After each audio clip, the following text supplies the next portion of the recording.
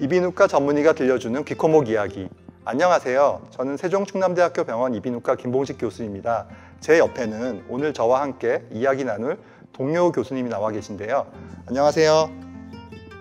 안녕하세요. 저는 한림대학교 춘천성심병원 이비인후과 김동규 교수입니다.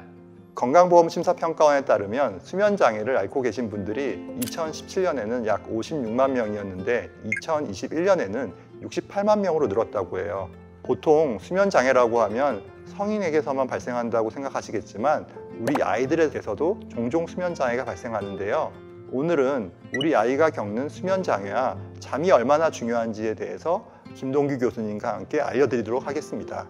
오프닝 때 수면장애에 대해 간단히 이야기를 나눴는데요. 김동규 교수님, 잠이 그렇게 중요한가요? 우리가 보통 잠이 우리 인생의 3분의 1을 차지한다고 이런 이야기 많이 들으셨죠?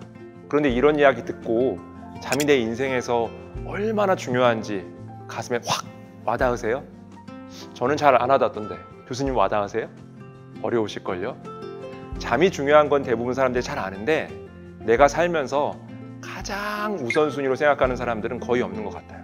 김봉직 교수님도 학창시절에 공부를 하시거나 지금 대학에서 바쁘실 때 잠을 줄여가면서 생활하시지 않으세요? 네, 맞습니다. 잘 생각해 보세요. 우리가 원시시대의 초기 인류, 그들에게 있어서 잠은 무슨 의미가 있었을까요? 그 원시시대에 수렵생활하던 시절에 우리 인류가 잠을 잔다는 것은 매우 위험한 행동이었어요. 다시 말해 잠을 잔다는 것은 맹수의 습격이나 혹은 맹독을 지닌 곤충들의 공격으로부터 내가 무방비 상태로 노출되는 걸 의미했어요. 그뿐만 아니라 자다가 여러 자연재해가 닥쳐요. 적절히 대처할 수가 없겠죠. 심지어 다른 인간들이 서로 공격할 수도 있어요. 먹을 것을 빼앗으려고 아니면 다른 이득을 취하려고. 이처럼 잠을 잔다는 것은 인류한테 매우 위험한 행동이었어요. 그래서 대부분 동물들을 보면요, 깊은 잠을 자지 않아요. 특히 연약한 동물일수록 얕은 잠만 자다가 위험을 감지하면 즉시 깨어나서 이에 대항하는 행동을 해요. 달아난다든지 숨는다든지. 그런데 인간은 잠을 자는데 심지어 깊이 자요. 매우 위험한 행동을 해요.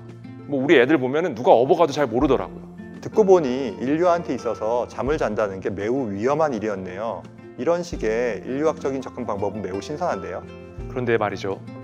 교수님, 더욱더 재밌는 걸 알려드릴게요. 인간은 잠을 자는 것, 그것도 깊이 자는 행동을 선택했어요. 그리고 그러한 행동을 삶의 3분의 1이나 해요. 그러면서도 지구상에 존재하는 다른 동식물들을 다 제끼고 지구의 지배자가 됐어요. 그런데 참 아이러니하게도 초기 인류는 살기 위해서 잠을 잘 자는 것을 선택했는데 지금 우리는 잘 살기 위해서 잠을 줄여가면서 공부를 하거나 일을 하거나 그러고 있어요.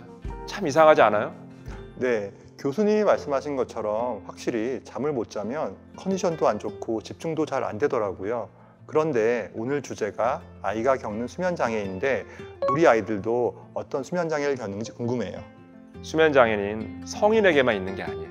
사실 우리 아이들이 더 흔하게 겪고 있는 문제예요. 역학조사를 보면은 건강한 아이의 많게는 45%가 수면장애를 가지고 있다고 해요. 특히 생후 48개월 이전에 수면장애가 있으면 이 아이의 대부분이 청소년기에도 지속적으로 수면장애를 호소한다고 합니다. 아이들의 수면장애는 코골이나 무호흡 같은 기도가 막혀서 발생하는 수면장애도 있지만 불면증 혹은 특정한 상황에서만 잠을 잘 수 있는 제한 설정 수면장애, 낮과 밤의 주기가 잘 맞지 않은 일주기 리듬장애 혹은 잠을 너무 많이 자는 과다수면증, 이런 수면 곤란증도 있고요. 때로는 야경증, 우리가 수면 테러라고 하는 자다가 소리 지르고 막 움직이고 행동하고 공포에 떨고 혹은 좀 걸어다니는 몽유병 같은 거 혹은 악몽이라든지 청소년기에 우리가 자주 경험하는 가위 눌림 같은 수면 마비, 때로는 이갈이, 그리고 밤에 소변을 보는 야뇨증, 작게는 잠꼬대, 이러한 것들이 또 아이들에게서 나타나는 사건 수면이라는 수면 장애 중에 하나입니다. 그런데 어린아이의 수면 장애에서 간과해서는 안 되는 굉장히 중요한 점이 있어요. 바로 아이들을 키워보신 분들은 다 알 거예요. 아이들의 수면 장애는 우리 어른의 수면 장애랑 달리 단순히 아이 한 사람만의 문제가 절대 아니에요. 생각해 보세요. 우리 아이가 잠을 잘 못 잘 때 어떠셨어요? 힘드시지 않으셨어요? 아이가 잠을 잘 못 자면 집안에 있는 온 식구들이 다 잠을 잘 못 자요.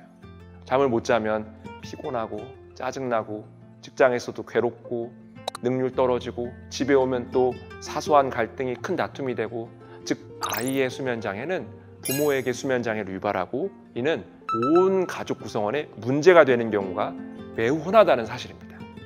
성인은 본인이 수면 장애를 겪는지 어느 정도는 알 수 있는데 아이는 스스로 인지하기 힘들 것 같아요. 그렇다면 보호자나 주위에서 수면 장애가 있는지 알아봐야 하는데, 교수님, 소아 수면 장애는 보통 어떤 증상이 있나요? 이거는 어떤 한 가지 이유로 말하기는 어려워요. 왜냐하면 교수님도 잘 아시는 것지만 증상은 수면 장애지만 그 수면 장애가 생기는 원인은 매우 다르기 때문이에요. 그렇기 때문에 우리가 수면 장애가 어떤 타입으로 나타나는지 판단해야 되는데, 우선 제가 가장 흔한 걸 알려드릴게요. 가장 흔한 어린아이의 수면 장애가 바로 코골이나 수면 무호흡증이에요. 이는 어릴 때 가장 흔히 발생하는 편도 아데노이드 비대증이라는 게 있거든요. 그게 바로 우리 몸에 있는 면역기관 중에 하나인 편도나 아데노이드가 어릴 때 좀 커요. 다른 면역기관이 발생하기 전에 대신 우리의 면역을 담당해 주기 때문이에요. 그런데 이게 좀 지나치게 크면 우리의 기도, 즉 숨구멍을 막을 수가 있어요. 그러면 코골이가 생기고 또 심한 경우에는 숨이 끊어지는 무호흡이 발생하게 돼요. 그렇기 때문에 소아에서 커다란 편도와 아데노이드를 가지고 있는 아이들은 기도가 막혀서 코를 골거나 숨을 잘 못 쉬는 상황이 자주 발생할 수가 있어요. 그리고 이런 아이들은 주간에 항상 피곤해하거나 집중력이 떨어지거나 친구들이나 부모님한테 자주 짜증을 내는 모습을 보여요. 또 깊이 잘 못 자기 때문에 성장 호르몬 분비가 떨어지고, 그러한 것으로 인해서 또래 아이들에 비해서 좀 키가 작은, 즉 성장이 지체되는 모습을 자주 보여요. 그리고 항상 숨이 막히니까 입을 벌리고 있어요. 코로 숨을 못 쉬고 입으로 숨을 쉬어요. 구강호흡을 해요. 그렇기 때문에 얼굴 모양의 변형이 잘 나타나요. 그래서 일반적으로 아래턱이 작고 좀 들어가 있는 모습을 보이게 돼요. 그래서 경험이 많은 이비인후과 의사들은 관상쟁이가 돼요. 딱 보면 편도 아데노이드 비대증으로 수면 무호흡증이 있구나, 이런 것들을 예상할 수가 있어요. 수면 무호흡증이 있는 아이는 그러면 편도 아데노이드를 제거하는 수술을 받으면 도움이 될 것 같은데요. 그러면 편도 아데노이드 비대증이 있는 아이들은 수술을 받는 게 좋을까요? 그건 또 다른 문제인데요. 무조건 크다고 수술하는 건 아니에요. 개별적으로 상황에 따라서 판단을 해야 되는데, 그 상황에 대한 판단을 의사가 하기보다는 보호자분들이 가장 잘할 수가 있어요. 저는 항상 이렇게 말씀을 드려요. 아이가 잠을 잘 때 한번 지켜보세요. 잠을 자는 모습이 아이가 편안한지, 아니면 숨이 막혀서 힘들어하는지, 뒤척이면서 떼굴떼굴 구르면서 자는지, 아니면 편안하게 누워서 새근새근 잘 자는지. 그래서 아이가 힘들어하면은 크기는 작더라도 수술을 할 수가 있고, 아이가 힘들어하지 않다면 크기가 크더라도 수술을 하지 않고 좀 기다릴 수 있어요. 왜냐하면 편도나 아데노이드는 나이가 들면서 크기가 원래 정상적으로는 줄어들 수가 있어요. 그렇기 때문에 줄어들 수도 있으니까 크기가 커도 증상이 심하지 않으면 좀 지켜볼 수가 있어요. 하지만 무호흡증이 심해서 성장 지체나 얼굴의 변화가 심각하게 이미 나타났다, 그러면 수술 시기를 오히려 이르게 가져갈 수도 있어요. 어린 나이에도 수술할 수가 있는 거죠. 그렇기 때문에 수면 무호흡증이 있는지, 또 잘 때 아이가 편안하게 자는지 보호자분들이 좀 관찰을 잘 해주시는 게 제일 중요합니다. 수면 무호흡증을 해결하는 것 말고도 우리가 일상생활에서 아이들이 깊이 잠을 잘 수 있게 해줄 수 있는 방법에는 무엇이 있을까요? 가장 중요한 게 수면 습관이에요. 수면 습관이 잡히는 게 제일 중요해요. 수면 습관이란 건 뭐냐면은 우리 몸에는 일주기 리듬이라는 게 있어요. 즉 언제가 아침이고 언제가 밤인지를 인식하고 있어요. 그래서 우리가 시차가 다른 미국이나 유럽을 가게 되면 힘든 거예요. 우리 몸에서 인식하고 있는 낮과 실제 낮이 다르기 때문이에요. 왜냐하면 우리 몸에 있는 그 일주기 리듬 유전자는 우리 몸을 활성화시켜주고 릴렉스를 시켜줘요. 그렇기 때문에 이 일주기 리듬을 적절하게 조절해주는 호르몬이 또 중요한 역할을 해요. 바로 그 호르몬이 멜라토닌이에요. 한번 들어보셨죠? 멜라토닌. 멜라토닌은 일주기 리듬을 조절하는데 또 이 멜라토닌의 생성과 분비를 조절하는 게 바로 빛이에요. 빛. 그래서 빛이 잘 들어와야, 낮 동안에 빛을 충분히 쏘여줘야 멜라토닌이 잘 생성이 되고, 또 밤에는 빛이 안 들어와야 돼요. 그래야 멜라토닌이 억제가 돼서 잠을 잘 잘 수가 있어요. 이처럼 멜라토닌 레벨을 잘 조절하는 게 굉장히 중요한데요. 저녁 시간, 특히 잠자기 2시간 전에 TV나 컴퓨터, 핸드폰 같은 전자기기에서 나오는 블루라이트를 제거해 주는 게 멜라토닌 레벨을 조절하는 데 매우 효과적이에요.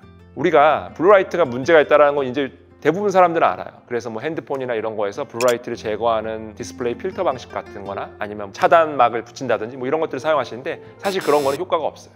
눈만 편안하게 해주는 거예요. 진짜로 블루라이트를 제거하려면은 이를 제거하는 소프트웨어 프로그램을 디스플레이에 설치를 해야 돼요. 그렇기 때문에 이건 쉽지 않아요. 그래서 그냥 사용하지 않는 게 제일 좋은 방법이에요. 잠자기 2시간 전에는 전자기기로부터 좀 멀리 할 수 있는 게 아예 수면 습관을 잡아주는데 매우 좋은 방법이에요. 네, 오늘은 김동규 교수님과 소아 수면 장애에 대해 알아보았는데요. 아이들도 어른과 마찬가지로 다양한 수면 장애가 있고 불면증도 있다는 사실을 알 수 있었습니다. 김동규 교수님, 오늘 알려주신 내용을 간단하게 요약해 주시겠어요? 세상에 제일 어려운 게 간단한 거 아시죠? 그래도 그 어려운 걸 제가 한번 해보겠습니다. 충분한 수면 시간과 숙면은 아이뿐만 아니라 우리 모두에게 꼭 필요합니다. 그런데 소아의 수면 장애는 매우 흔한 질환이라는 걸 아셔야 합니다.